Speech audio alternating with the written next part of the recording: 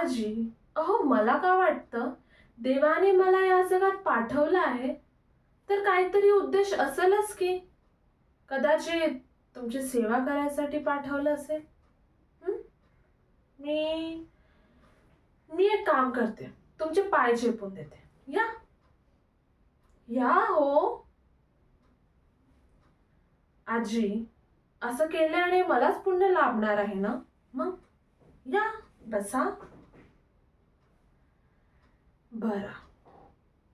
तुम्ही नाहीच म्हणत आहे, तर नाही चेपत पाय. मग मी तुमच्यासाठी काहीतरी खायला करू? तुम्ही म्हणाल तसं. हं? म्हणाल भूक नाही आहे. हो ना?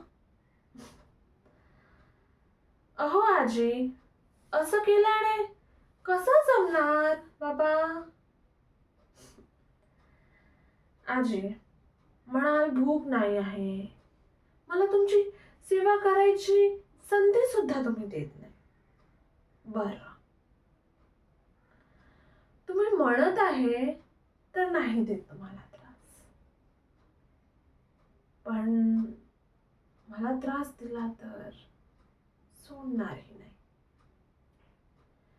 मी हे सगळं करत आहे फक्त आणि फक्त या घरात शिणूची बायको म्हणून येण्यासाठी.